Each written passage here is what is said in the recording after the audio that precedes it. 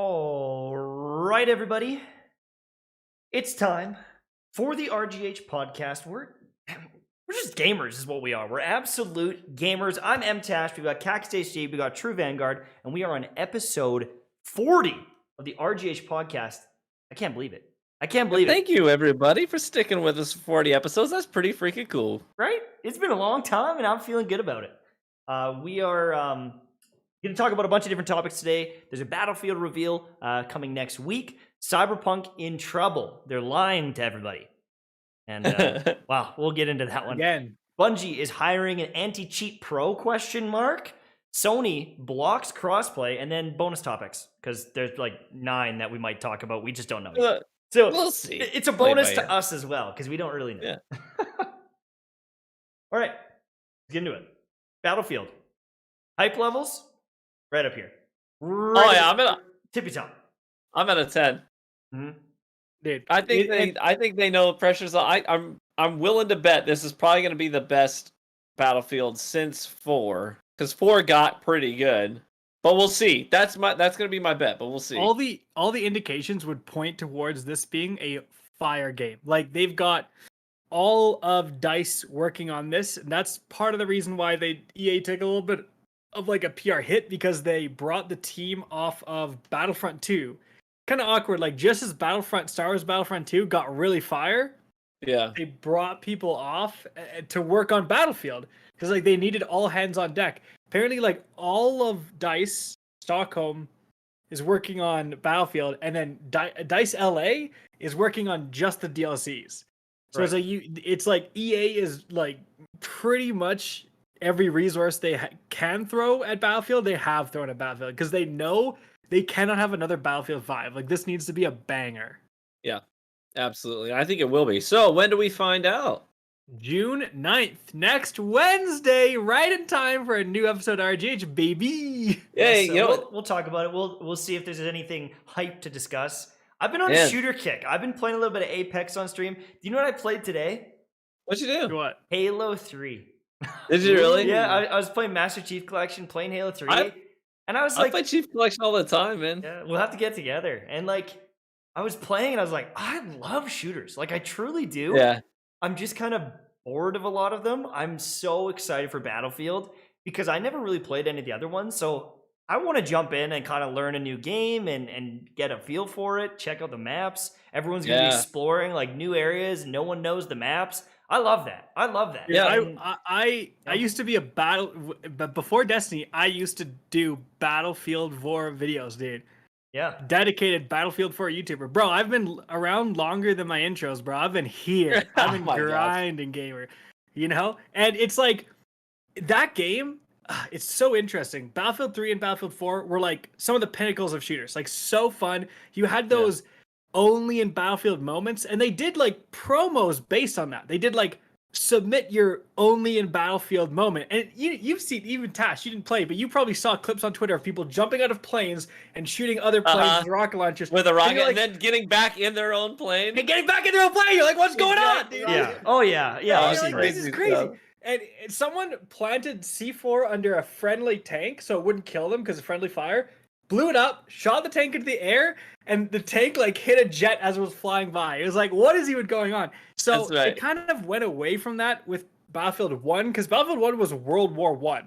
It was kind of like, honestly, it sold really well, and it was a good like prediction, I guess. It was a good risk, because at the same time that happened, remember, Call of Duty Infinite Warfare happened, and people were so sick of the futuristic games. Like, we don't want jumping, we want boots on the ground shooter gameplay, right? Like, I just want to shoot guys in an arcade style shooter. I don't want to have to deal with people flying around on walls, right? So there's a huge pushback, and then Battlefield went the opposite way to World War I, right? But the customization just wasn't there. So this looks to be modern. All the indications would be like, this is or somewhat futuristic to modern. That's all the rumors. That's all the leaks would point that way. So that's a huge plus for customization.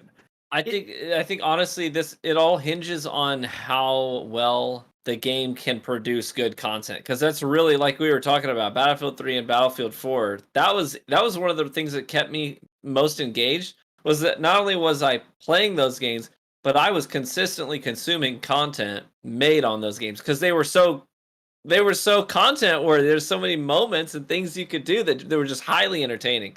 So, and the community was really great about it. Even like the meme videos and stuff were just golden, you know, coming up to people with blowtorches while they're camping on hills and, you know, saying all that stuff.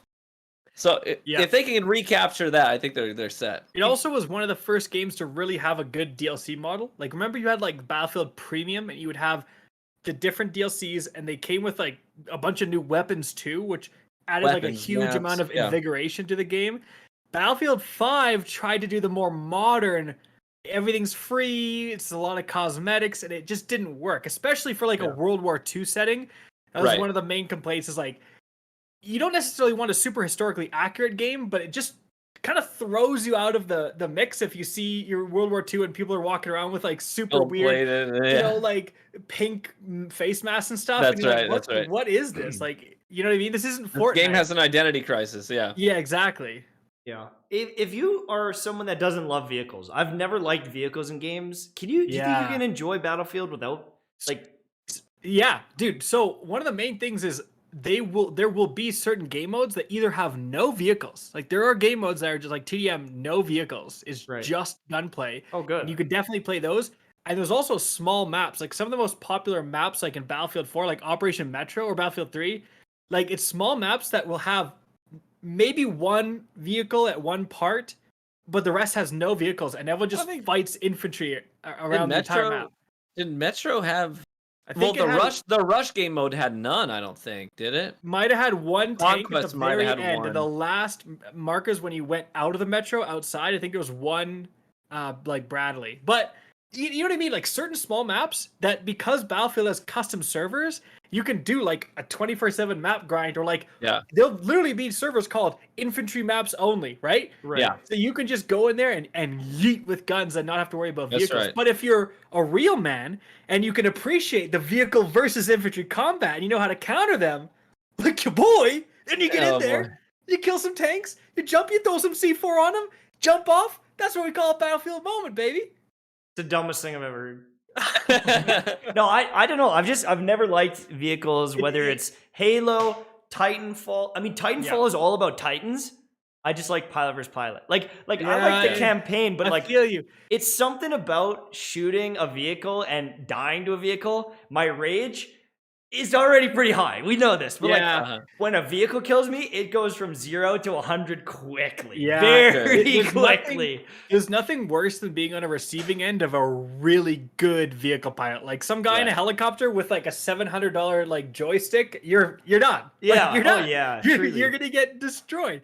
He used to be a pilot in real life, and he's like, all right, we're going in. Yeah, exactly. And but if you kind of get used to that gameplay, especially like if you will go after tanks, you die a couple times, but you kill it, and they have generally somewhat long respawn timers, like, you can really capitalize on that. And I've always found it fun ruining the tank guy's day. That's like, right. Oh, you think you're cool in the tank? Out of my way. Yeah. Bro, I like snaked my way through like you know, the bushes to come up behind. Like, they never expect me. I love it. Dude, I'm telling you, this was one of my favorite things to do in Battlefield 4, and I got so freaking good at it. You remember in one of the DLCs, I think it was called like the CMAV or something like that. It was like the little pilotable plane that you could launch, and then you could pilot it, and it was explosive.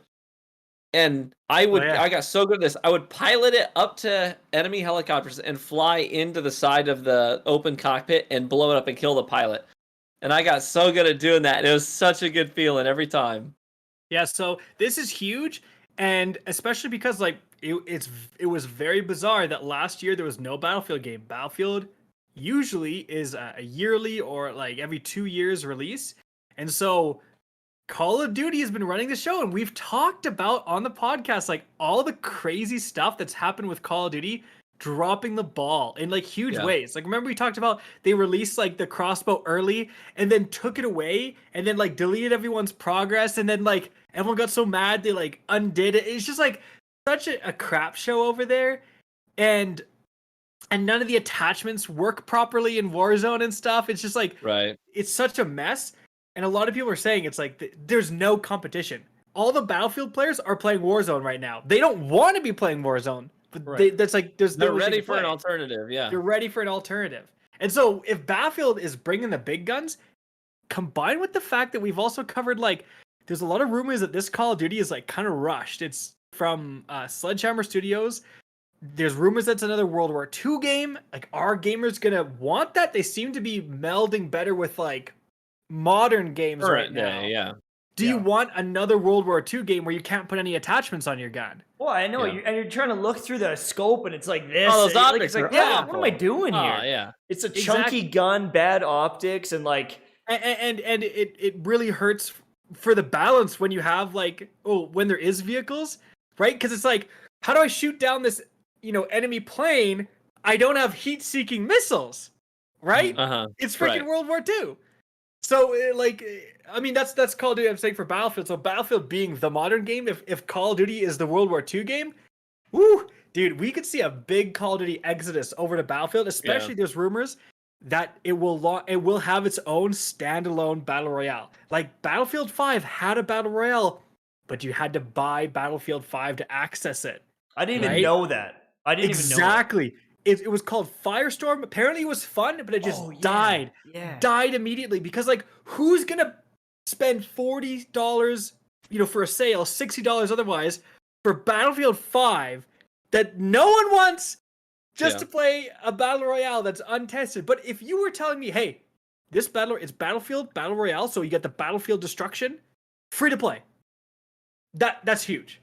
It just seems like for everything, if it's not free to play, you're losing so many players. It's not even funny. And like, no chance. If you look at League of Legends, if you look at like a lot of the mobile games available, they're free to play. They have banger, playtime. You look at Fortnite, and we I don't know if we talked about it last podcast, but like Ubisoft is like, yeah, we're like completely focusing on free to play. They pretty much said like the free to play model is the way we're going forward. And they're like the $60 for a new release model is like kind of dying. Yeah. Do you know what? The thing I was thinking about with this is it isn't even the cost. What I think about is there's a lot of games releasing overall. And like, there's the games like Among Us that are getting made by 5 people. And there is the what's the Viking one that everyone's been playing? Valheim. That's the crew of 5. It was Valheim, right? Tiny little team. There are a lot of choices out there. And so it's like, yes, it's $60. We're used to $60, but there's like 15 games that are like, well, they could all be my $60, Before it was like Legend of Zelda is launching, and then 4 months later, there's like a new game to finally buy. You know what I mean? Now it's like every month there's like something, AAA titles, AAA studios. There's EA has 5 studios working on 5 different products. There's Assassin's Creeds out there, and then there's Far Cry's, and it's like, I can't keep up with all the games.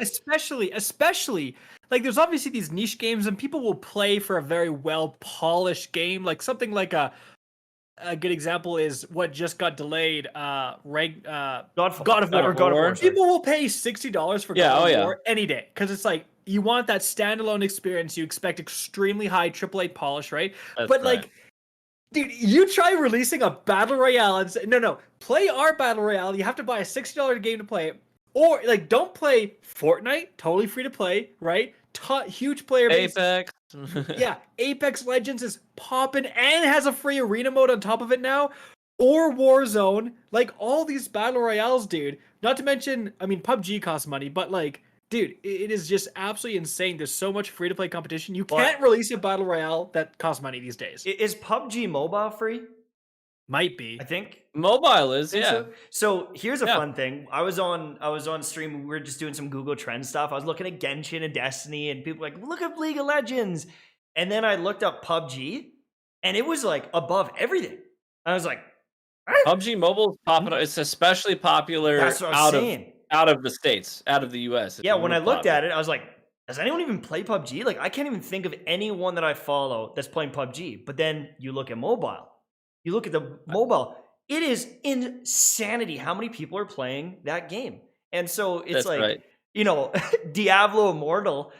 Hey, you don't have a phone? Well, they're onto something. I know. These mobile gamers are savages, bro. It's like, it kind of, yeah. And that's probably why Genshin's so big too. It's people on their phone. And like my demographic for like India, the Philippines, it went from like 1% to like 14% of my audience in some cases, because there's just so many people doing it. And the overseas, especially the Asian market for mobile games is massive. It's hard. Like if you do live in North America and you do live in Europe, it's kind of hard to comprehend because like you just generally know people and your friends, and no one's like really gaming all day long on their phone. But in those Asian markets, the phone is like the main source of gaming. Like over a PC, over a console, it's so much more popular than everything else. So these it creates some awkward scenarios, right? Because Diablo Immortal, like you said, that's probably a good move. But they announced it at the North American BlizzCon show, and to that audience, it was like, "What are you guys doing?" Right? That game's gonna make more money than Diablo 3 makes. Like, it's gonna destroy it in the first month, and everyone's gonna be like, "What? What do you mean?" And then all the other game companies are gonna go, "Well, we're making a mobile game now because Immortal made $1 billion." Like, that's right. Yeah. I read this interesting article not too long ago that kind of broke that trend down a little bit, and I guess the bottom line was that essentially, especially in the Asian market, they're just much more mobile people. Their lifestyle is much more on the go, as opposed to in the States and in the North American region. We tend to be like, when we're gaming, we go home, we sit down at our gaming rigs and all of our equipment, and that's where we do our gaming, and that doesn't fit their lifestyle because they're not sitting at home on all these devices very often. They're much more mobile people, so that kind of contributes to that trend and kind of contextualizes it a little bit. Yeah, and I mean, they've also got like pretty darn good train systems in a lot of different regions. So public transit like that. That's right. It's a lot more popular. PUBG matches on the train on the way to work, right? High speed train, high speed wins. That's how it is. Yeah, I mean, like it kind of even here, like I feel like I should download some, like, I'm just home all the time, but I should download some decent mobile games because it's like, why am I going to play Subway Surfers when I could be playing Diablo Immortal, right? I could play some real games. Have you ever played Slay the Spire? No. Really? Oh, I've heard you talk about it. I've never played it though. You never. Come on, guys. I'm buying it for you guys. It's also, they have a mobile version now. And apparently, when they released the mobile version, their sales like 5 times. Because now people are like, well, that game looks cool, but I'm not going to get it. But now that it's on their phone, it's like, well, it looks cool, and I can play it on my phone. And there's more places where I might enjoy that because it's just kind of like it's very easy to play on mobile. You know, you play your cards, you do your tax.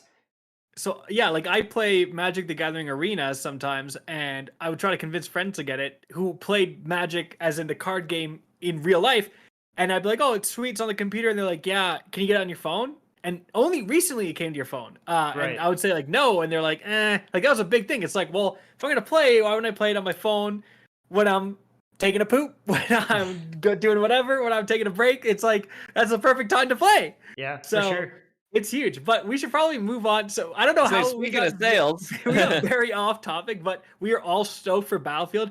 This is going to be huge, and I really think that this is one of the years. Again, Call of Duty has been dropping the ball. If Battlefield does launch with a free-to-play battle royale to lure people in, because they can do this. I just want to say they can do the same thing that Warzone did, where the battle royale is free, standalone experience, very popular, and then if you want certain guns or certain skins, you got to buy the Battlefield game. Sure. You got to buy Battlefield 6 for $60. So if you want to play for free, you can have a ton of fun. But then it lures people into getting the full Battlefield experience. So, yeah. So Cyberpunk. This is a really interesting story, man. As this unfolds, it just gets more and more interesting. Here's the gist of it. There's a lot of moving parts here, so try and follow with me. Okay, let's start at the beginning. CD Projekt Red had projected sales for their game, okay? Now, we were kind of assuming they must have done pretty well because a few months ago, they were actively openly bragging about their sales on the game. As it turns out, as more details come to light, we've recently learned that they actually undersold by 60% of their goals. So they basically made 40% of their projected sales. They're like, this is what we plan on making. They made 40% of that, less than half. So, which isn't really all that surprising, but it was weird that they were openly bragging about sales. And then to hear that is kind of weird. On top of that, they're also facing lots of lawsuits right now from investors So they're like drowning in lawsuits right now. Investors, gamers, false advertising people. It's like a lawsuit a minute, dude. It's not good. So they're obviously that requires capital, and they didn't make as much capital as they thought they were going to make. And developing future content also requires capital, and so they released another roadmap this past week, and it is so vague. There's like no There's like no qualifiers dates. or quantifiers, no dates, no numbers, no nothing. They're like, it's just lines. They're like, there's going to be this thing, and then an undisclosed amount of time after that, there's going to be this thing. And it's so on par with what they've been doing, because they've been hiding. They've been basically saying, we're going to be transparent. Here's everything that's coming. But they don't actually give you anything to hold them accountable. Okay. And Also, the one thing that did have a date, which was the next gen version of the game that was supposed to come out fall of this year. Now it says H2, which I'm not exactly sure H2, but H2 2022. So the second half of 2022. So the one thing that we had almost like a firm date on has been massively delayed. Yeah, Like by a lot too.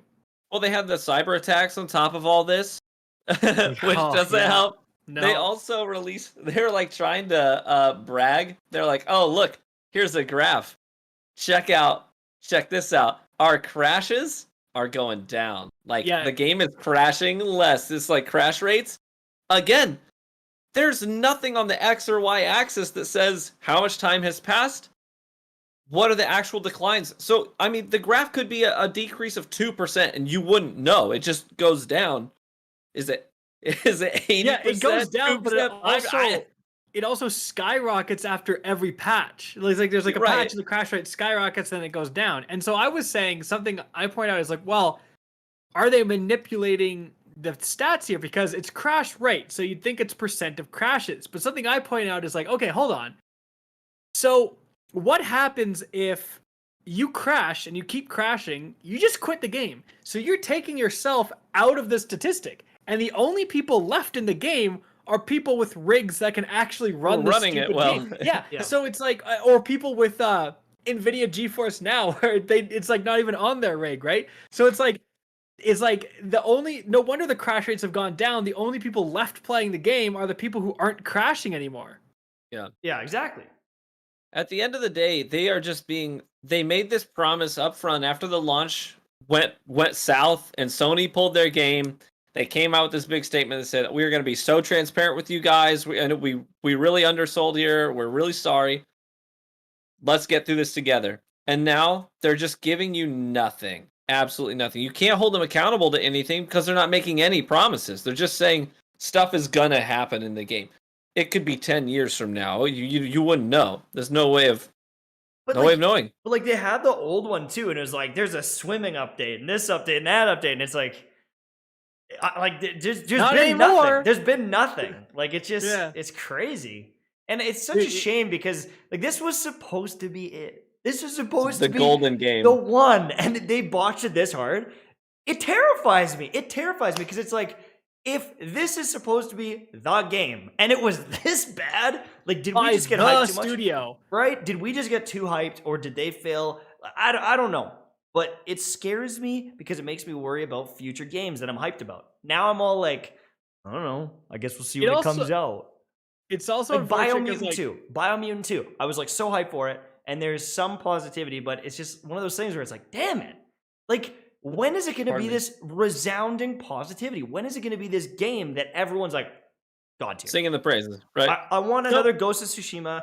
I want another God of War, but like AAA game that I can play long term. That's what I want, desperately. But maybe Battlefield. Maybe Battlefield 6 finally gets it together, dude. Like, because that's the only other thing on the horizon that has long-term potential. Like, someone mentioned Outriders, and I think Outriders was maybe... Like, the thing interesting about Outriders is we all had... I mean, Mtashed not so much, but me and TV had fun Outriders.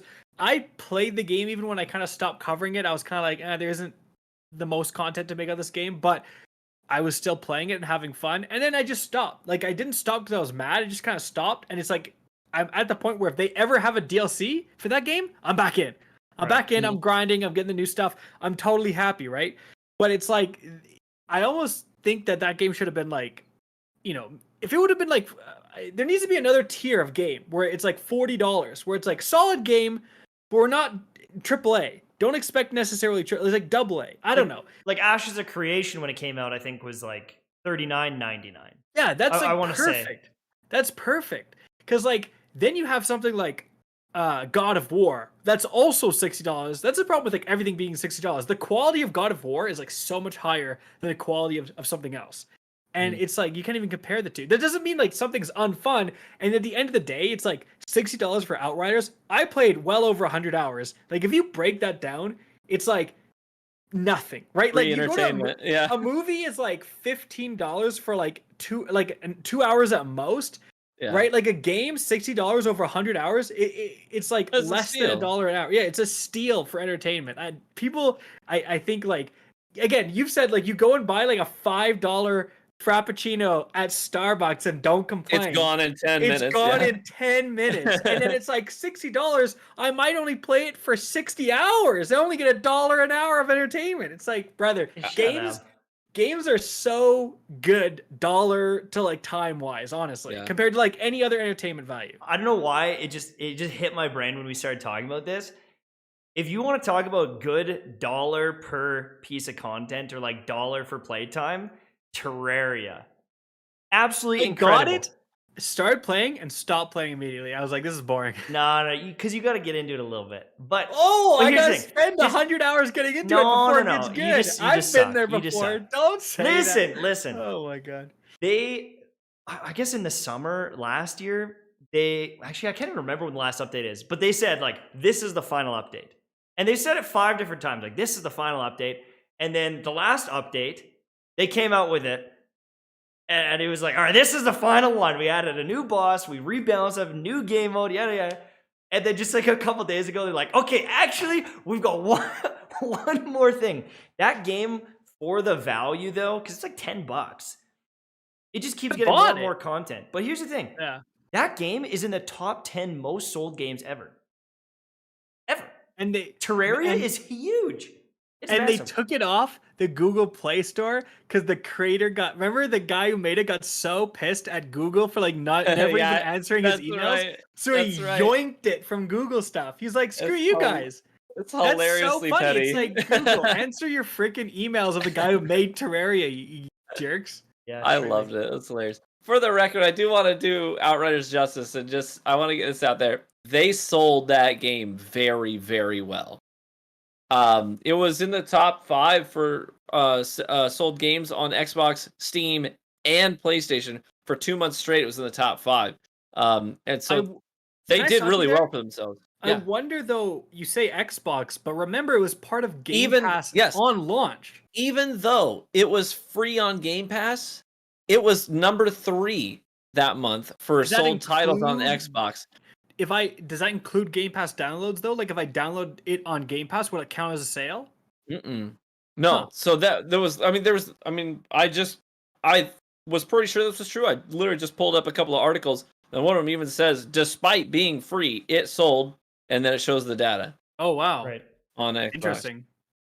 That's incredible. They did pretty well. I'm actually drinking out of my Outriders tumbler right now. I think Kackis got one of these with a bullet in it. I got one, and really you got cool. so jealous. You emailed I did. them right away. I this pissed is him on. I BS. stamped my feet. I was like, he doesn't even drink whiskey. Yeah. I'm like, this idiot doesn't even need a tumbler. What's he gonna put in there? His Palm Bay? Get me a tumbler and let me do it. They hooked me up. Andrew I threw a Preston, tantrum and it worked. Andrew Preston with a $5 donation.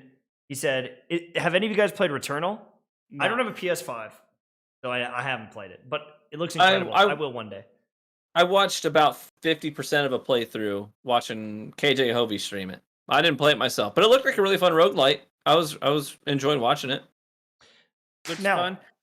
Let's talk about Bungie. Bungie. Yeah, let's talk about Bungie.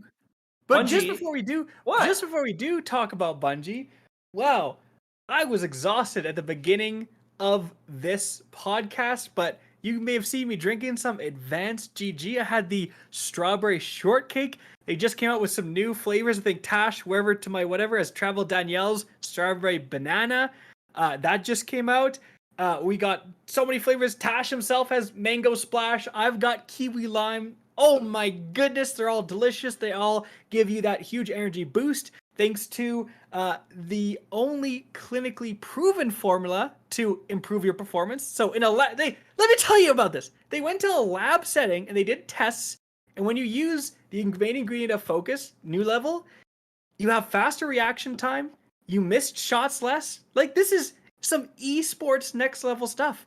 All right, it's not chalk and caffeine like some of its competitors, if you guys know what I'm saying. So get on it. Head to advanced.gg. There's a link in the description. Maybe it's one of the only links that it actually works. I think it is. That's fantastic. And if you use code RGH, you support all three of us. Incredible. That's right. How can you not do it? True Vanguard, yeah, everyone's saying the Vanguard flavor. I think the only problem is that they got to open up their own distillery to get your flavors. So that might It's got to be a cocktail thing like margarita flavored or something, yeah. Yeah. That'd be fun. That'd Bungie! They are hiring an anti-cheat professional. They're on it. They react fast, don't they, over at Bungie? They're quick reacting developers. Yeah. What next thing? Yeah, next thing, what are they going to do? Like, oh.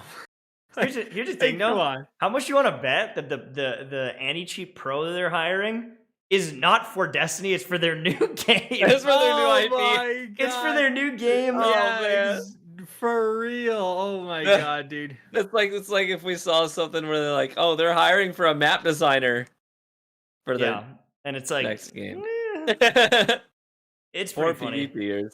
Like, Yeah. cheating went from like kind of a rarity to like it's rare if you don't have a cheater in your game. Right, it's a staple. Yeah. It's insane. It is kind of nuts. Yeah, it really is like that, and I think that obviously they might work for their new IP, but obviously there's like crossover. Like, I'm sure if they do have a new IP, and like Destiny and it will probably use the same architecture for anti-cheat. So the fact that they're hiring like an anti-cheat pro, like, thank God. And someone said like professional, like, what does that mean? But yeah, it's like essentially it would be someone who's familiar with working and implementing anti-cheat for other big games. But there's a cheat. The problem is like there's a cheater problem for what seems like every game. Like, I see Warzone people talking about it all the time. Massive Apex. cheat problem in Warzone. And Warzone is banned. Like, I don't know if they have a good anti-cheat in Warzone, but they are banned crazy. Like, they'll every once in a while they're like, we banned 100,000 people, 80,000 people. It's like, geez. The thing is, though, is like if this is for Destiny and they're just hiring them now, Bruh, like, I know. It's late. It's way late. It's by the time they have anything implemented, it's gonna have been, well, it's already been a year of cheating.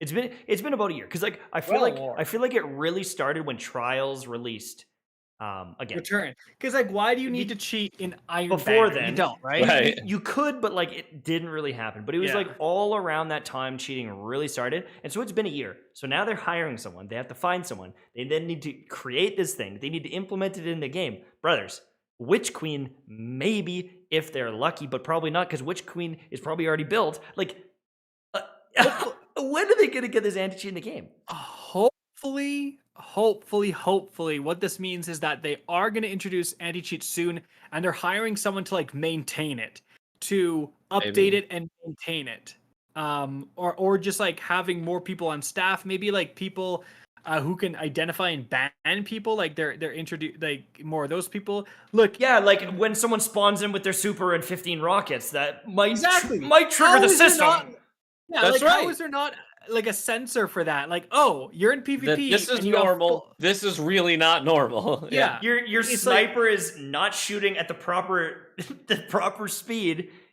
Maybe there's something going on here, but Yeah, exactly. I can't believe they don't have anything for that. Like, someone spawned in when I was in Trials one time and shot colony shots at me, like 20 colony shots. And it's like, okay, if you shoot 20 colony shots, insta-ban. Like, in no PvP scenario are you going to get 20 colony shots worth of heavy ammo. Like, it's just not going to happen. the only thing that they've like consistently shut down is the respawning over and over again.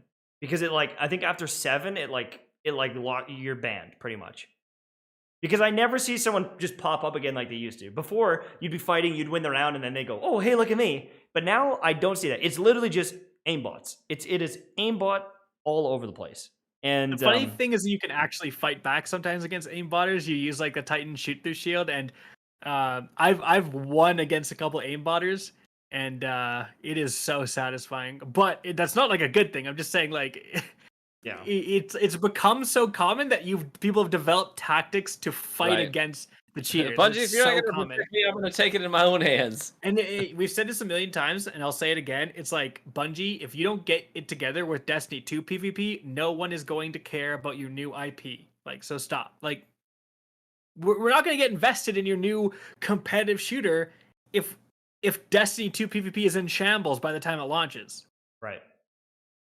Yeah, I'm just really... There's nothing that I've not seen anything from them anytime recently that made me have any kind of confidence in the PvP experience moving forward. I think that they've just decided we are okay with the latest changes, like significant changes to PvP being forsaken. You know, that was the last time the PvP experience really dramatically changed. They got the new weapon system, a whole slew of new maps, new game modes. Since then, it's just been like a couple things here and there, but then after that, just flatline. Mm-hmm. And maybe we'll see a little bit of a change now that there was that leadership shakeup. Like Luke Smith and Mark Noseworthy are now on like different projects. It sounds like they're like involved with Destiny in terms of like bigger things, Netflix deals or whatever the heck they're doing. And then they brought this other guy, I forget his name. This other guy is now kind of in charge of the franchise. And maybe this other guy will look and be like, hey, the PvP players are pretty dedicated. Like, there might not be as many as the PvE, but they don't stop playing. Like, we should cater some content to these people. Yeah. It just takes one guy to be like, hey, you know what? We're going to do something about this. And a lot of us are ready to pay them money. Like, we're like, I know Destiny went free to play, and that's cool and all, but literally, if they said, listen, we are totally willing, you know, we'll get a whole like 5-map pack, some brand new vendor Guns Shax is gonna have part of this DLC, like not just like 2 guns. I mean, we're gonna give you like 5 new weapons with different roles and perks to chase, brand new armor sets, like the whole just kit and caboodle. I'll pay money for it. I'll happily pay money for it. And you know what? If that means cheaters aren't gonna be in the matches that I play when I go into the new content playlist, you know, because they're not buying it. Yeah. Great. Yeah. Great. I'm Perfection. in. Yeah. So good that news, whole model but went away. a little late. Now, one thing that I'm in for is I'm going to be playing some Borderlands 3 crossplay coming Just kidding. soon. Wait, what? What do you mean? What are you talking about? I want to play some crossplay with Ryan right away here. I'm on PC. He's on PlayStation. We're going to rip some games. And what's going on? So this was crazy. Borderlands, I think via Randy Pitchford, everyone's favorite developer, has never been up to some sus things ever in his life. Everyone's favorite sus developer, Randy Pitchford. But he tweeted out, I think the one I saw, he might have even retweeted an official Borderlands tweet. But essentially it got out there that Borderlands is getting crossplay, but not for PlayStation, due to what we talked about earlier. We talked about when we discussed there was like the legal proceedings of when Epic was suing Apple. It came out that Sony is the only company that charges money for crossplay. So Borderlands, if you go and like look up like Google Trends, Borderlands is not popping off. Like Borderlands has a niche player base, or it's definitely not dead, but it's not alive either. It's hanging on. It's doing okay. So they wanted to introduce crossplay. That's great. Probably going to see a little bit of a boost in the player base now because your friends will probably get back on that haven't been playing so they can play with each other. But they opted to just not have to pay Sony, and so the PlayStation version will not have crossplay. So Xbox and PC can play with each other, and that's about it. Yep. Yeah. And that's so crazy. It raises some questions. There's a couple different scenarios that could have played out here. One of them could be that literally Sony said, all right, here's the price tag. You want to activate crossplay on our platform. This is the price tag we gave everybody. And it's possible 2K looked at that and they're like, yeah, nah, man, that's stupid. Screw you guys. Guess what? We're gonna make you guys look terrible because now we're gonna have to tell our fans, oh, Sony wouldn't let us do it. That's one possibility. Another possibility is 2K looks at that price tag and says, our player base is small. How valuable is crossplay actually going to be? Is it really going to be worth that price tag for our game? Are we going to see any real return on that investment? It might less. I don't think it's worth it, guys. I can't see their sales. And they said, being no, enough thank to you, make up Sony. for it. Like it's not like they're selling more copies right now. And it's not like, compared to Destiny, you're always playing with people. Strikes, Crucible, whatever, you're playing with people. Whereas in Borderlands 3, you can very easily a lot of people just play solo. And so it's more of a single player game anyways compared to something like that. So it's like crossplay is nice, but like why would you pay for it? Like I can see them maybe like Gearbox wanting to do it and they bring it to corporate and they're like, well, we're not going to pay for it. And they're like, why don't we just do Xbox and PC? And they're like, okay. So at the end of the day, it just makes Sony look bad. Because it's like, Sony will then come out. Just remember this, because Sony will come out next time it wants to reveal something. And Sony, power to the players. Power to the players, Sony. It's like, no. Like power to our players. Power to our bottom line. Like, screw the players, right? Because it's very anti-consumer. Like, why can't you play with someone on? It's not like it's just over the internet. It doesn't cost Sony anything. What do they think is going to happen? They're like Nintendo. They're like in the dark ages of. I know. Yeah, exactly.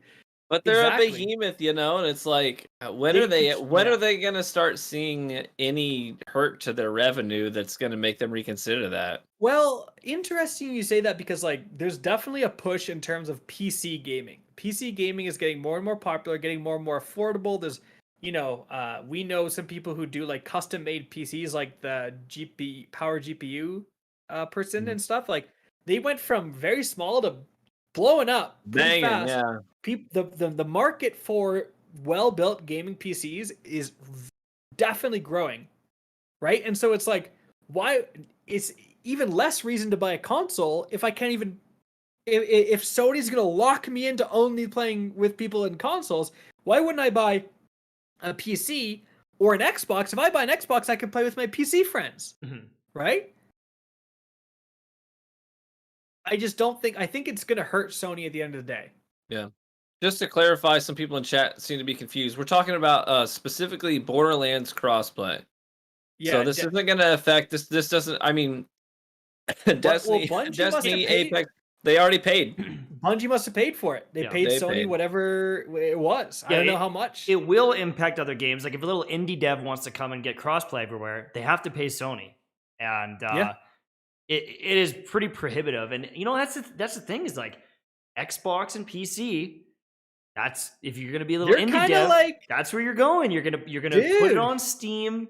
You're gonna release it on PC, on Xbox, get it on the Game Pass, maybe. Like I don't know, but it seems like at least you can have one of the consoles and PC playing together all the time because of Microsoft. But PlayStation, they really put a divide there, and I mean, the PlayStation market is big, and so obviously you want to tap into it, but not at the cost of like 30% of your revenue or whatever they charge, depending on your size. Yeah. But well, it's interesting. Someone in the chat is like, I don't think PC gaming is affordable right now, but you can get a PC that can run most games for like $1,000, right? Maybe $1,500 will get you a decent quality PC, right? That can, not the best. It's gonna run games, right? Maybe it'll crash every once in a while on Warzone, but what doesn't? I mean, on it, but like $1,000 PC now is like a $3,000 PC 4 or 5 years ago. Exactly. Like the technology's gotten so much better that even if you're spending $1,000 on a PC now, that thing will destroy almost every game out there. Like unless you're streaming and recording and playing, you can play any game 1080p, 120 frames. Easy. Fine. But the thing is, people hear that and they're like $1,000. Like, whoa, but I can get a PlayStation for $500. It's like, can you? Or do you got to pay $1,000 to the scalper, right? And then you also got to consider you don't have to pay $60 a year for PSN. Yeah. It's you get Steam, you download Steam, you download the Epic Store, you download, Uplay. I mean, you got all these things. RuneScape has the sales. Yeah, you can get all the sales on games like $5 and stuff. That generally doesn't happen as often on console. So, in a few years, just by not having to pay for that stuff, by getting games so much easier, like you'll probably make your money back.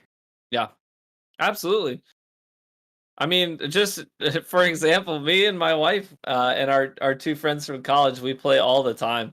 And recently, Epic was like, you know what? GTA 5, both the story and online, free on Epic. But just for a few weeks. If you get it while it's hot. We downloaded it. We've been playing it like 3-4 nights a week for a couple of weeks now. And just having a good old time on PC. No investment. In fact, Rockstar was like, hey, you're a new player. Here's $1 million in online currency. And you're like, sweet, I got a sick new apartment, some sick cars. Yeah. I'm addicted already. I'm in. Is it still on there? Because I missed that. It's not free now. No, you missed it. Oh, okay. It's I can't afford that. $13 now. It's $13 now. No, I'll wait. I'll wait for it to be free. Mean, after like 5 or 6 Genshin videos, you might be able to afford that. We'll see. $13. Yeah, dude, I didn't know Genshin was that rough. You got to make 5 or 6 videos to make $13.99. Right. Honestly, this rate was. Yeah, exactly. So speaking of Genshin, there's been a little bit of controversy. There's been a little bit more. Ooh, a little bit. Dude, Genshin. Listen. Can I say you left Destiny for Genshin, but you somehow traded an absolute drama-filled community for another absolute drama-filled community? Bro, the Genshin community. Right. I will say it. They're the worst. They're the worst community I've ever been a part of. They are the biggest stan culture community I've ever seen. They are stands for the characters. They're stands for the content creators. If you watch one content creator, you can't watch the other. It's insane. It's insane. And if you don't like a character in game, like I made the mistake of shit talking Klee. People still crucify me. They're like, he said Klee sucks. And it's like, Klee is my wife legally. I never even said that. The thing is Klee is like 9 years old. So I mean, yikes. I didn't know that. But anyways. Well, she looks 9, but she's actually 900 or some weird anime thing. Yeah, so exactly. They did a release there's going to be next week a new update. There's a bunch of islands you can go through. You can ride your boat, and you can explore the different islands. Right? Nice. Pretty cool. There's some mini games. You can play some volleyball, and then in 6 weeks it all goes away. Again, they keep building all of these things in game, and then it just disappears. Take it away. And part of it might be because of mobile, like the file size and stuff. Sure, but that makes sense. I've been complaining about this stuff from the start, but finally a couple other creators are like, this kind of bullshit. Like, you're making all this stuff and then it just goes away. And, it's fine, seasonality, you doing these little events, they're fun. But at the same time, it's like, how much development time is going into building all these things that aren't even in the game? They built an entire tower defense game. An entire tower defense game with the portals, with the enemies coming out. You put down the different towers with the different elements. Those can interact with each other for different combos. You could level them up and upgrade them. And it's like, how much time did that take? Like that's like a huge undertaking. And then it goes away after 2 weeks. And it's like bought Bloons Tower Defense's IP exactly. and just copy pasted. Some people in the comments like, well, Destiny stuff goes away. Yeah, after 3 years. Not 6 weeks. That's a huge difference. Are you talking about like seasonal stuff, like someone? Well, but no, like it doesn't European even go. Sky Zone or whatever. Doesn't he? Well, yeah, it's another interesting thing, but like that is generally not the bigger pieces of content. That's fair. Like this is like you got to remember for Genshin, it's like all the content. It's like if the entire season of the Splicer, you had 6 weeks, and then everything's gone, and it's like everything, right? Now it's like hanging around for longer, and heck, Destiny did do that and it didn't go well, and people complained, and now they're not doing it anymore, right? Someone at Genshin HQ has the one study that's like limited time content. People, your player base will increase, and is like, I will live and die by this Because like, dude, and you see that in gaming all the time. Like people do one study, there's one like audience retention study, and then these people are like, we will craft our entire experience around this one study. And it's like, settle down. Like it works sometimes, it doesn't work all the time. And then there's adverse effects that happen years later that you don't even know about, right? So well, you get that FOMO, and people complain about that in a lot of games. It's like, well, if you take time off, like, and that's the thing is like, if you took time off in Genshin and you missed some of the Dragonspine update, there's a little event there. It has one of the strongest swords in the game, and you just can't get it anymore. You missed it, and there's nothing you can do about it. And I've got it on my account, but if you missed it, you just don't have one of the best support weapons in the game. And it's like, well, I would have liked to know that, that I'm gonna miss this thing. And some of them aren't as bad, but like, this event is coming and it is going away. But again, there's like a weapon in it that you can only get during the event, and it's pretty darn good. And it's just like, it's like they're forcing you to keep playing. Or else you're gonna miss this like crazy thing instead of having this content to come back to and enjoy and kind of build up that I don't know, repertoire. Like Terraria. I could take 2 years off and I come back and I'm like, holy, they added 4 bosses, all this armor. I can always go back to Terraria, and apparently they're always gonna keep updating.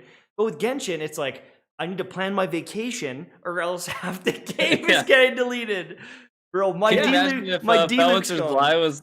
Can you imagine if Felonger's Live was like only available for a couple of weeks and it was gone? It was. And if you got it, you got it. It was, right? And like people in the comments like, what about people are upset. They brought it back. People in the comments like, what about the European aerial zone? It's like, yeah, what about it? It's like a one little area. It's not that big. Destiny does a mix of both though, right? It's like, if you miss Beyond Light, I can go and play now, and I can play that Beyond Light content. Heck, I can still play Last Wish and Shattered Throne back from Forsaken years ago, right? So that is something where, again, please understand, Destiny does still do this, but it's not to the degree of Genshin. It would be like as if every season, every expansion would go away after like a couple months, which would be insane, which would be so bad. You can still play Battlegrounds right now. Yeah, exactly. And get the Battlegrounds weapons right now. So owe yourself a far future and a little bit of FOMO is okay, because then it's like, if you introduce everything forever, it's like how weird would it be if you could still play the Dawning right now? It would seem out of place. It would be weird. No one would care about the Dawning when it was actually here, because you'd have the knowledge of like, I can play this whenever. But if you have that, so like some FOMO, again, I understand why they do that. But when you when the game does this, like the base Genshin experience is this. It's at a certain ceiling, and then it goes up, and it goes back down. And it goes up, and it goes back down. And it keeps going back down to the same spot. Destiny is like, sometimes go back down, but it builds until they removed everything. Now we're building back up again, but it's a little bit different. Genshin is essentially unchanged since like November. Yeah, like that's crazy. Apparently, in 6 weeks, like the new region keeps getting leaked, like, or not leaked, but like hinted at, Inazuma, teased or whatever. Yeah, and so the guess is next update 6 weeks from now, the new region will be there, and that'll have some quests and chests and hopefully some end game stuff. But I mean, I've said it, like, I'm so burnt out on the game, and even if they add a new region, if they don't start adding some sort of end game and like a big boss or a big thing, I think I'm going to officially. And it's like, no. Like, I can milk it as long as I could try to milk it forever. And like, they're always releasing new characters. Like, that's the only content in this game is like, oh, there's a new character that you can spend money on. But there's nothing to use them on. The entire game is based on get your artifacts, your talents up, get all these characters, get so strong, and I can destroy everything in the game. And so they add all these new characters, and it's like, okay, I could already beat it. Why I don't even need this character? Why?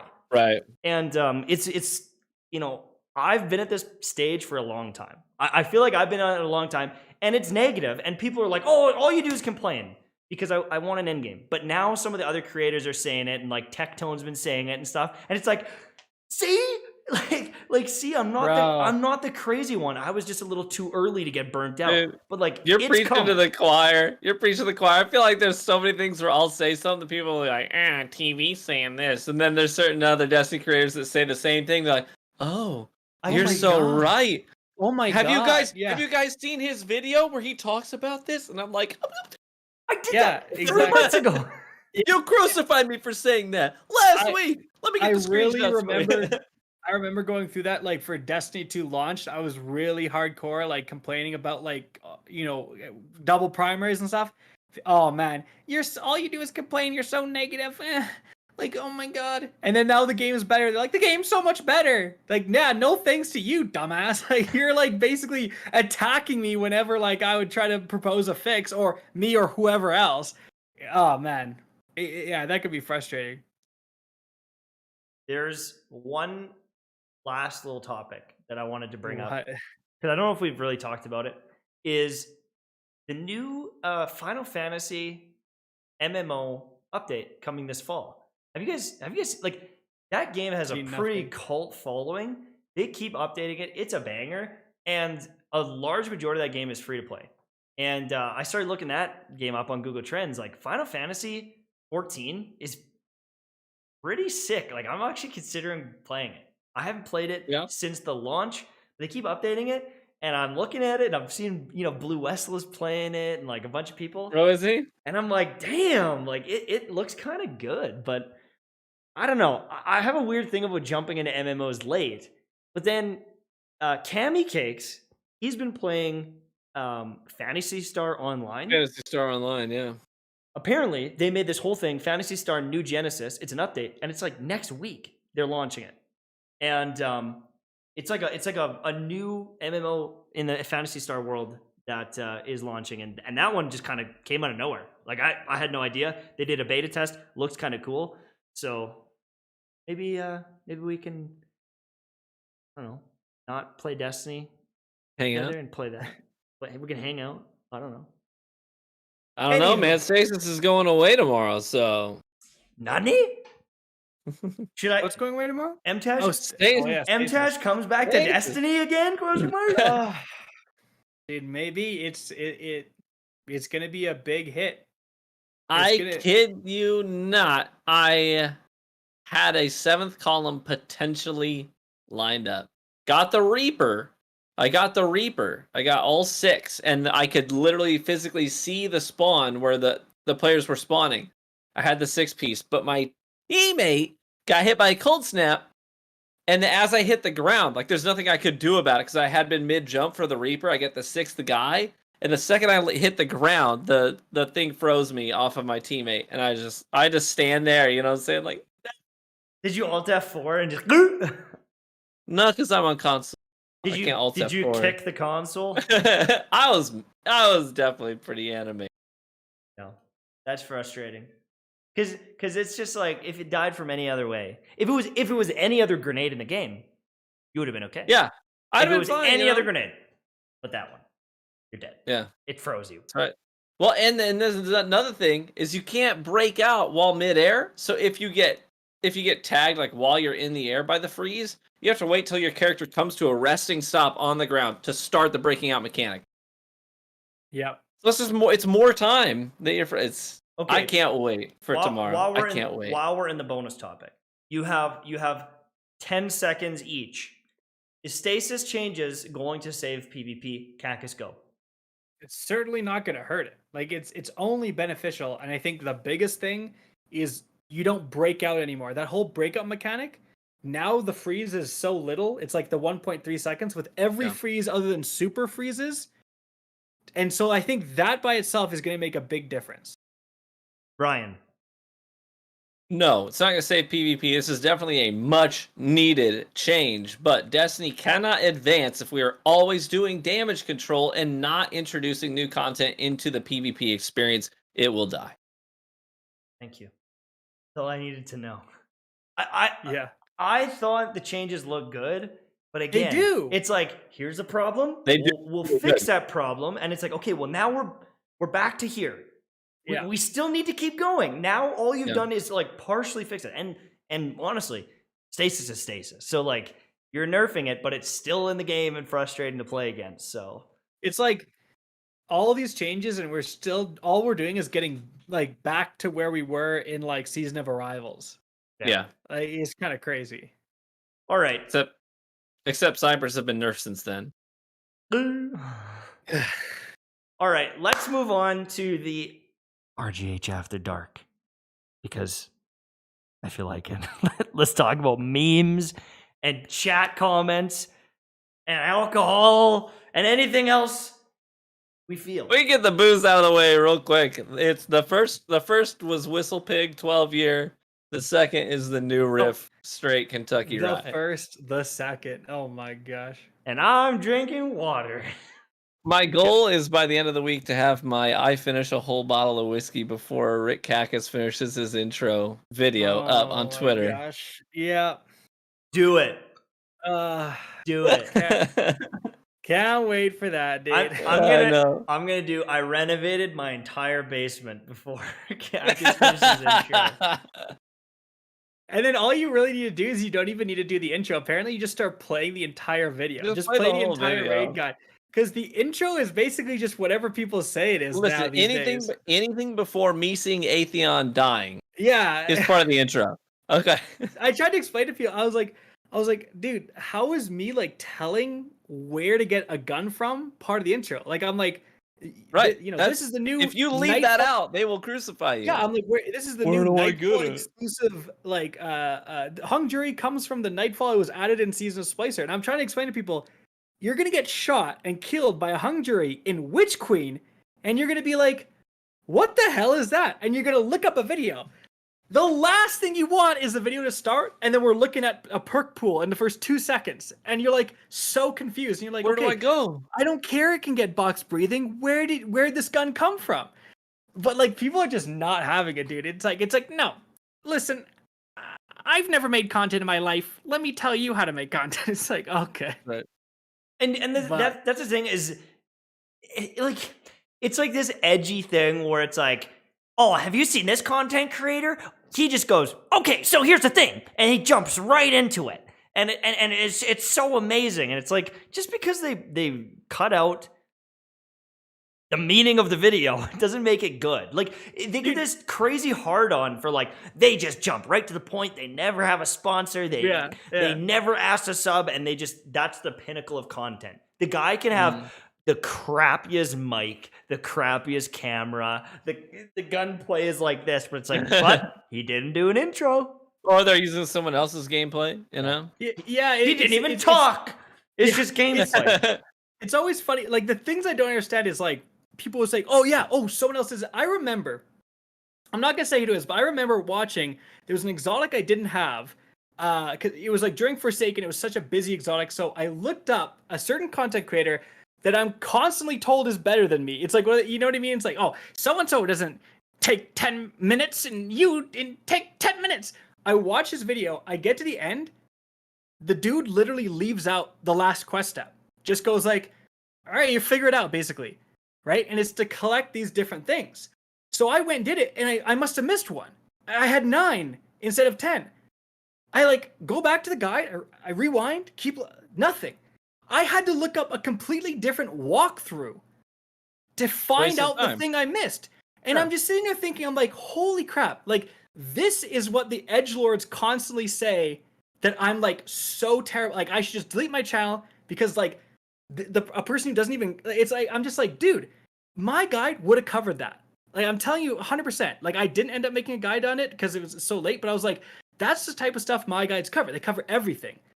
It always, like, it's so bizarre where it's like, oh, well, if you did this, you would be like another content creator. It's like, well, that other content creator already exists. Like, if you like that guy, it's like, everyone always compares me to Dado. It's like, dude, if you like Dado, go watch Dado. Dado is great at being Dado. If you want me to like cut out stuff that I think is valuable to new players, to like try to shorten it and be very to the point like him, then we've just got 2 Dados. What the fuck is the point of that? Like, I don't understand that. It's like, Dado's already great at being Dado.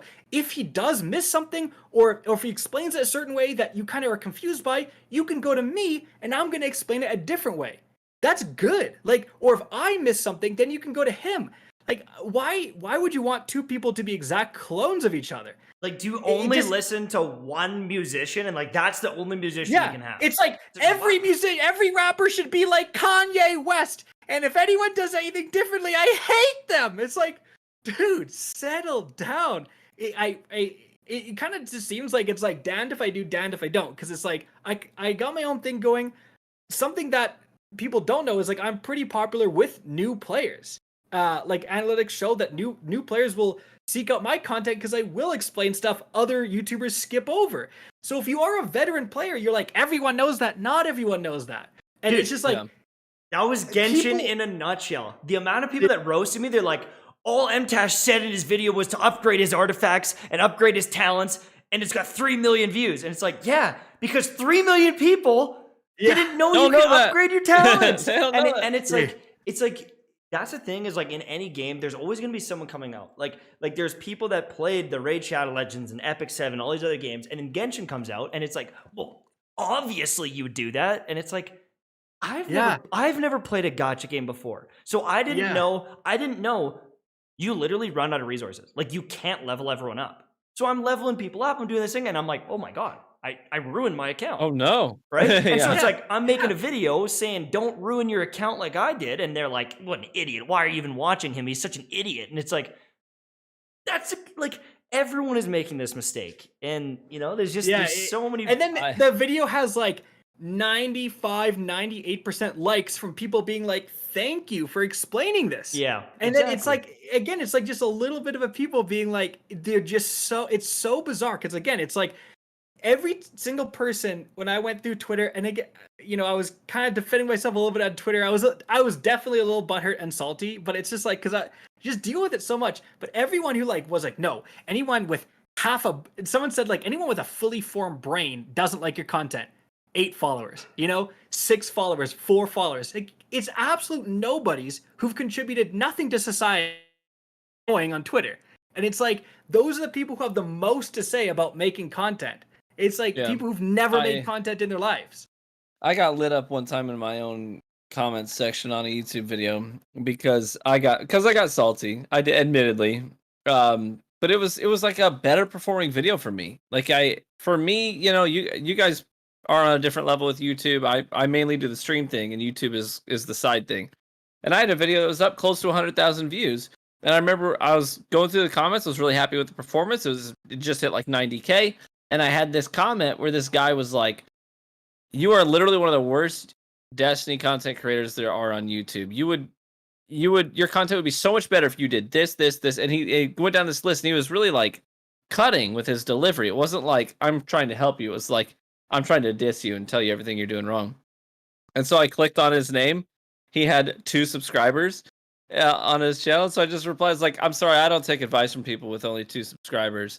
And I got lit up. People are like, oh, so you don't value the input of people who just because they don't have followers? It's not input, I got lit up. It's like, dude, you play the game, download NVIDIA Shadowplay and make your own content. Literally anyone can do it. You're going to find out right away it's not that easy. And then you're going to go to the comments, and the thing that you explained super fast and skipped over, people are going to be like, where do you get it? Why would I want that perk? Why is that perk good? That's one of the things, how does people that perk will actually say, work in PvP? Dude, people will say like, explosive payload is good, and then just move on, right? And veteran players like, I know that. But then if you go to the comment sections, why is explosive payload good? That's like, over and over and over again. It's like people don't understand. Like sometimes you need to explain that.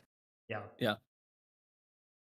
Because for everything that's obvious to you, it is complete mystery to everyone else. And like, not everyone has time to play these games. Not everyone, gets to content at the same time. Like they might never have gotten a gun with explosive payload based on, RNG.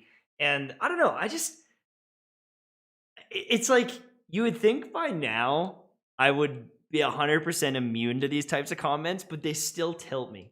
Every single time. It's like it never gets better. They're just such idiots. People are so nice and positive most of the time, and they're like, love it. You help so much, and you're like, oh, that's sweet. And then you see like one guy who's like, this is dumb. And you're like, frick this guy. You like focus just on that. So annoying. My channel's dead. My channel's dead. I think there is actually like a study where it was like, if you do see a negative comment on social media, it will take honestly 10 about positive comments or whatever. no, yeah. it was like 100 positive comments to offset that effect. It's like crazy. Like human beings are like focused for negativity because like in caveman days, negativity was how you died. It's like, oh, that snake is bad. Like, you know, this berry is bad. You had to focus Remember on, like, this or die. yeah, Yeah. exactly. You had to focus on the negative. But like now in the days of content creation, you know, it doesn't matter.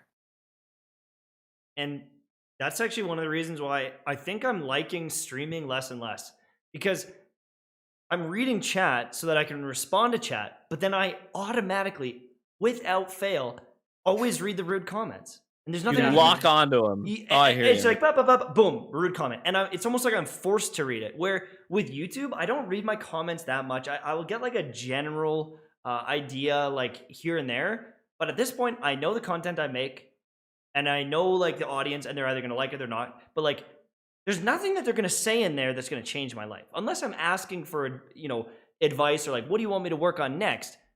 What is the comment section possibly going to do to my content at this point? It's not going to like enlighten me like, hey, your microphone was off. Doesn't It's work. like, it's like, Yeah. I knew that shit. Like, I don't know. It's it's one of those things where I So- honestly, it's just it doesn't bring anything but the potential to ruin your day. Looking at comments and reading chat. Importantly though, like the majority of the Destiny community that like is totally pleasant and nice with each other. People in the chat are saying like some weird thing about Mesa. Sean said I acted snooty to him. Maybe I did, dude. Like I literally when the first time Tash met me, he didn't even like me. Like I have no idea what I did, but like if I was to see Mesa at an event, I'd be like, "Oh, what's up, dude?" Like we're perfectly cordial, right? So Oh, really? myself, Mtashed to Vanguard, and then it's like butt wipe, glad, like everyone's generally nice to each other and not causing crazy drama or anything like that, even compared to some other communities, right? Like so generally it's pretty positive with Destiny. It's just like a small faction of like very enfranchised players, and they play the game so much and they know everything about the game and they're probably good players, right? But then they really look down upon anyone who's not like who maybe again who explains something in a way that new players would understand because they're so mad that everyone knows this. It's like it is kind of a weird thing. It is definitely like that's the thing. So if you are a fan, definitely don't stop being nice.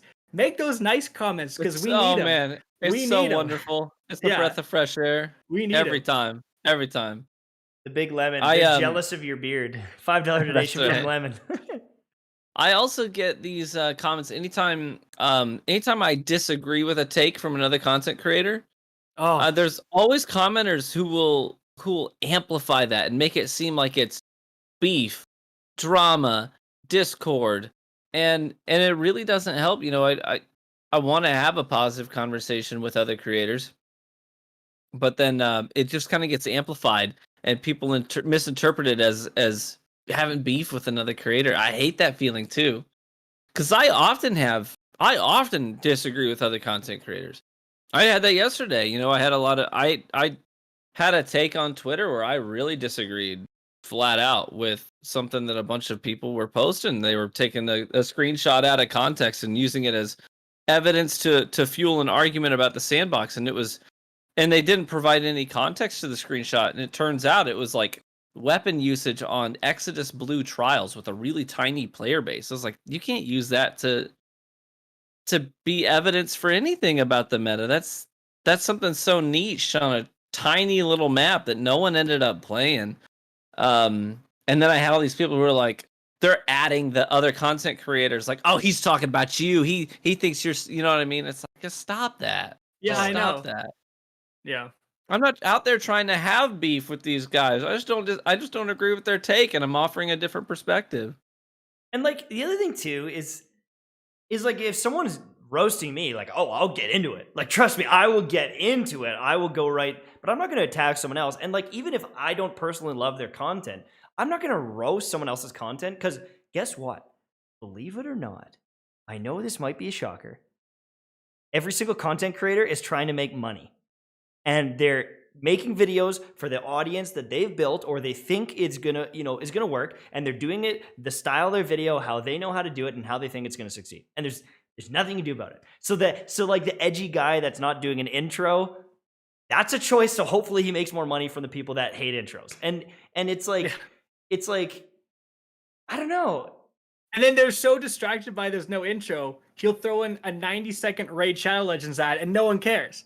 And not to crap on Raid Shadow Legends ad, but it's just like one of those things where it's like, that's something that it's like people are like going so hard. It's like, well, what clarifies an intro and stuff? And it's like, you're getting so rattled. I spent like 30 seconds talking about where a gun comes from, but you'll just sit there like drooling watching a Raid Shadow Legends ad. It's like, is that not part of the intro? We haven't gotten to the content yet. You got to watch this ad first. But it's like, no, it's like, but that doesn't matter because your favorite YouTuber does it or doesn't do it. And again, it's like this weird self-described competition. These YouTubers are usually living in harmony. I don't care what these other YouTubers do. It's like these fans that like pit each other against each other. It's so weird. It's like, oh, so-and-so covered this first. It's like, so?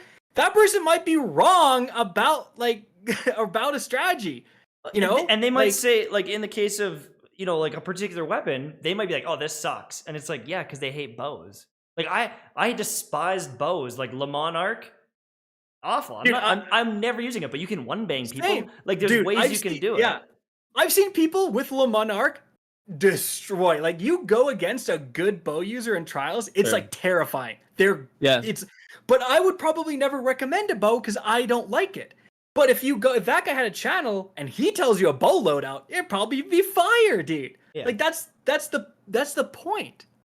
And you know, like that's the thing is like everyone's gonna have different specialties and stuff, and like even just the way they play the game. Like someone might be a free to play player only, and they only have access to certain weapons or certain things in Genshin, and like their input on how they view the game is gonna be very different. And it's good to have those different viewpoints in games.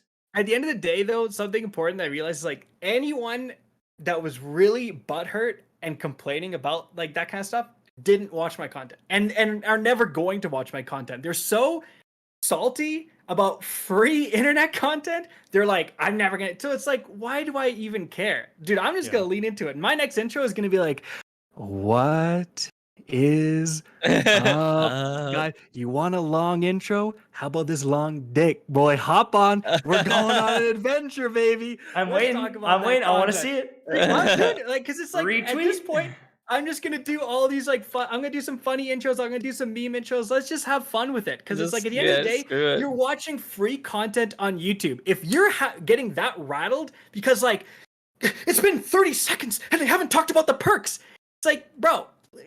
Go watch some other free content. Go and have a lie down. Like you gotta get some help. Like let's chill out here. Like at the end of the day, you know what I mean? It's like you just gotta do what you gotta do, and you have an audience that vibes with you. And the weird kind of tribalism over the YouTubes, I think, is gotta stop. People need to stop like you said, TV, like weirdly. Almost trying to start drama. Like people are drama hounds in the comment section and on Twitter and stuff. On Twitter, it's the worst, man. Oh my, Twitter is just like a different animal of people. People like live for the drama on Twitter. That's right. I just want to post memes on Twitter. That's all I want to do, and flirt with you guys. That's it. That's right. Yes. Let me have my boyfriends. And I would say to KMP and anyone else who would echo the same argument in chat. No one has ever been helped ever in the history of humanity by you telling them just stop feeling the way that you feel. You know what I mean?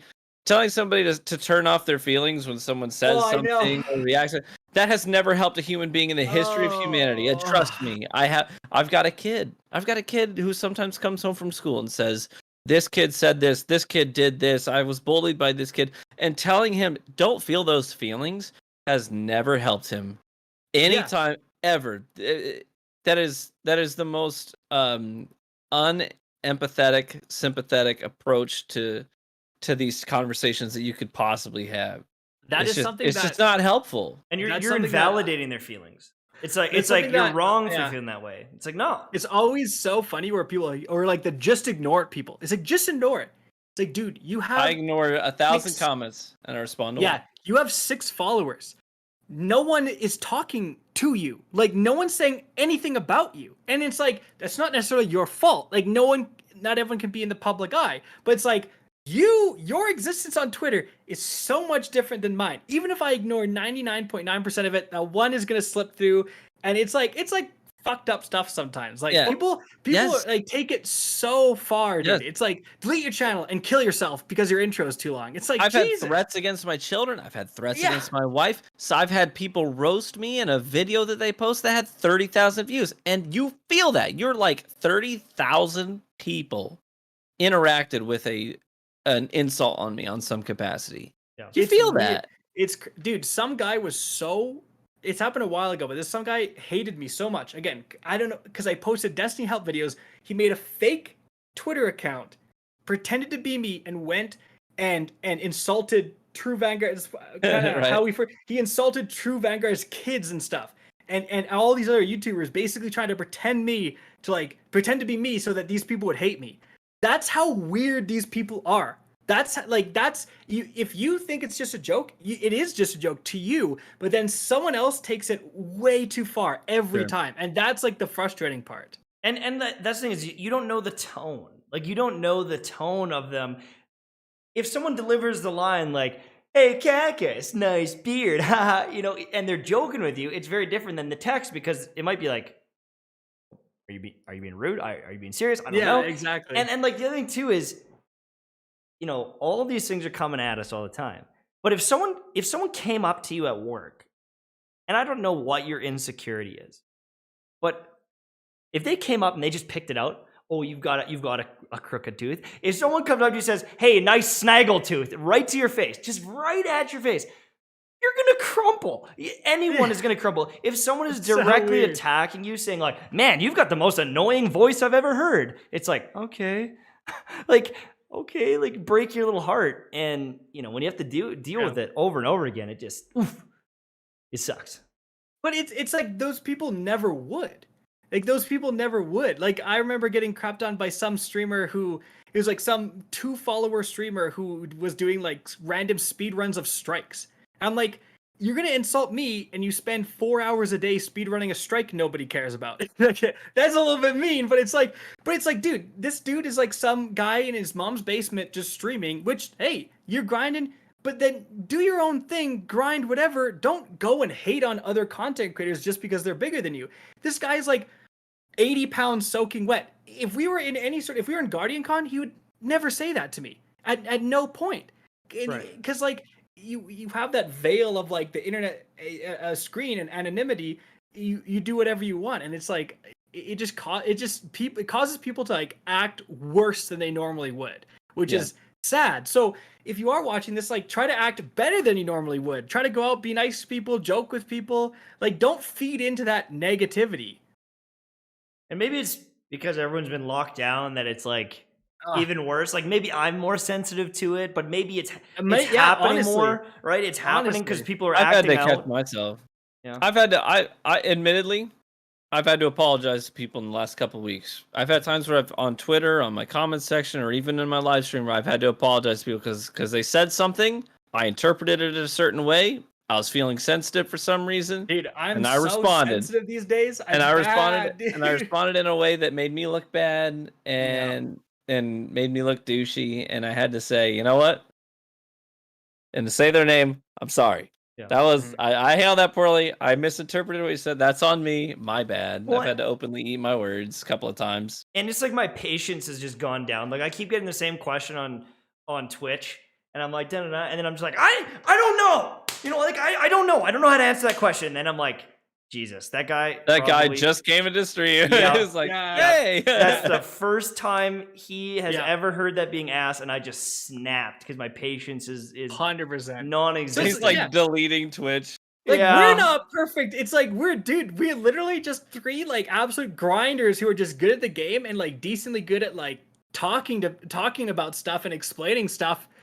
And now I've got 1 million subs, and you've got 700, 800,000 or whatever, and True Vanguard's got his popular stream, and it's just like, and now it's like suddenly people look up to us. I didn't expect this. I didn't. You know what I mean? Now I've got to do things. And that's the thing too, is like I kind of said this even when like the BLM stuff was happening.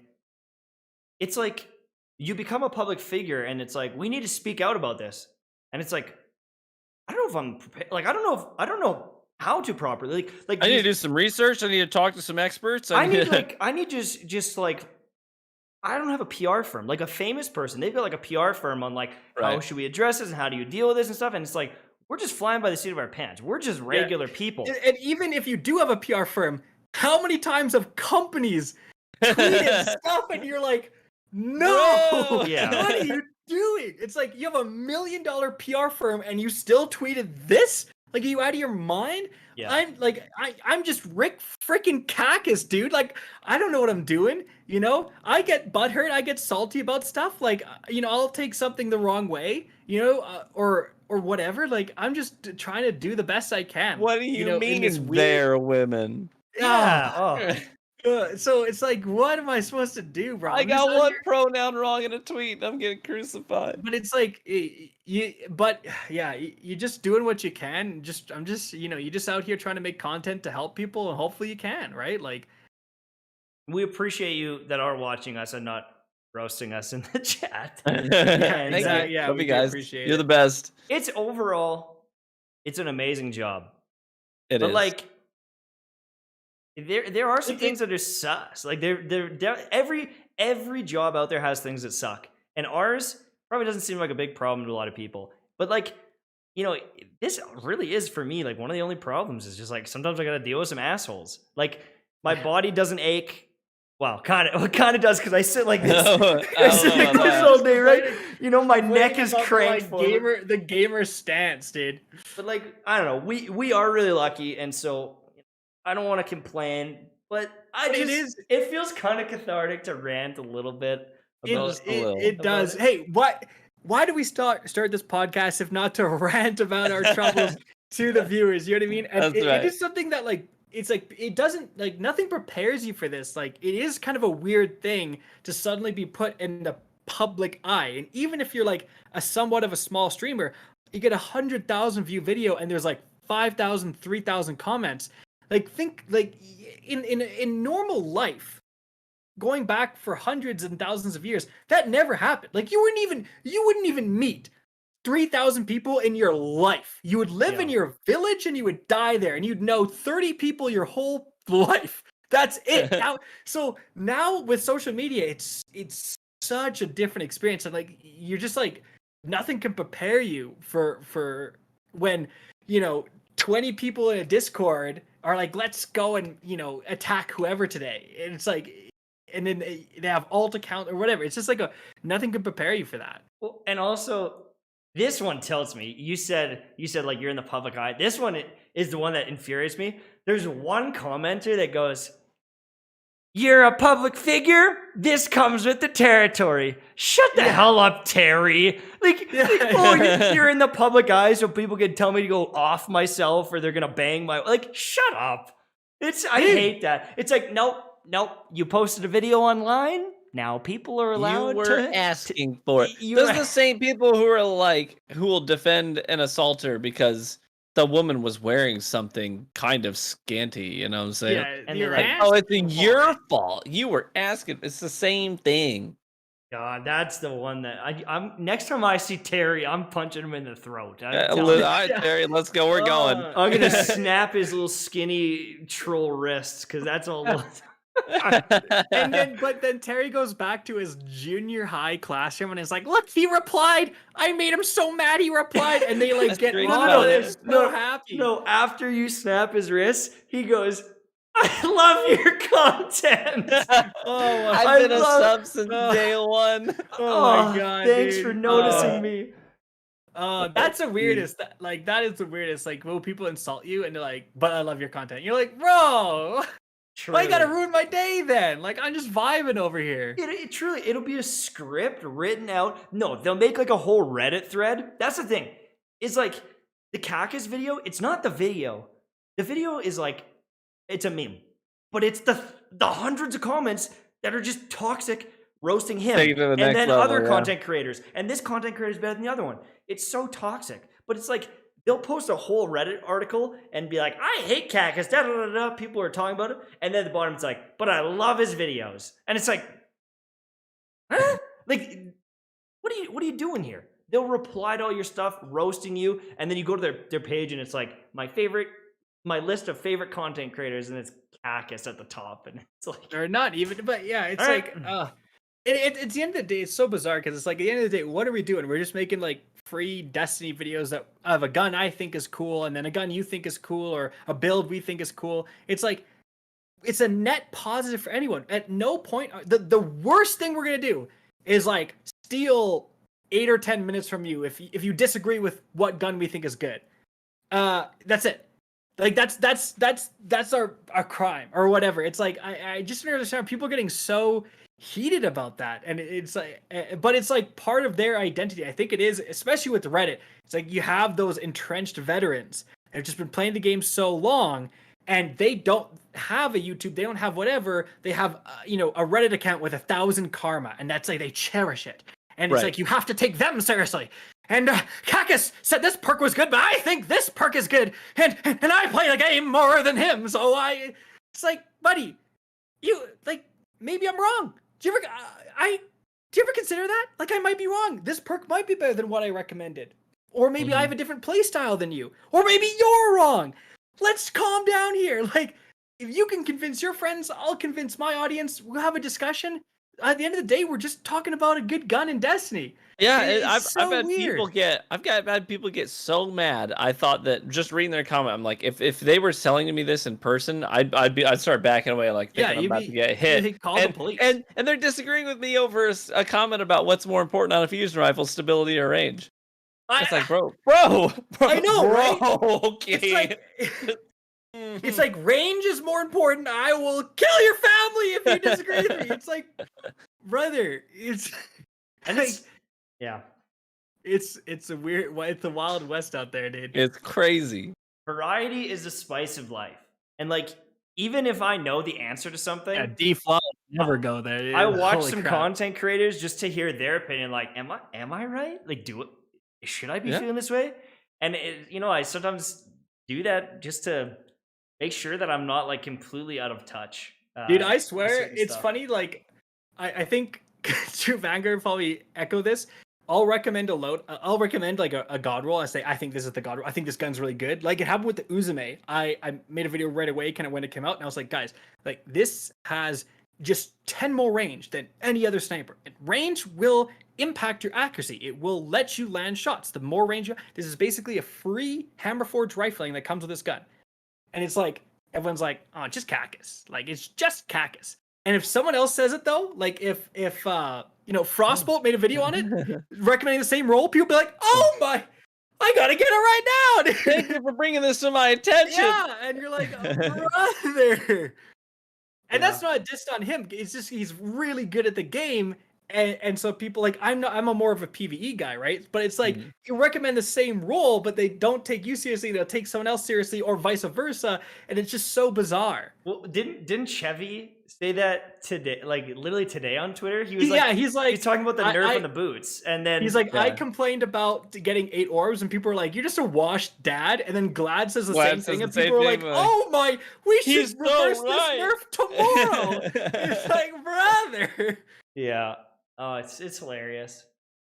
But I think we've hit the nail on the head, so to speak, on this episode. Thanks for letting us get that out. After dark was the 40 minutes of rant, and you know what? It's therapeutic. It's therapeutic. Chat's gonna bill us We for the needed therapy session. Yeah. We need, we'll send you guys. We got to refund all your guys' memberships because that's our. You guys listen to us like as our Dr. psychiatrist Foster, here.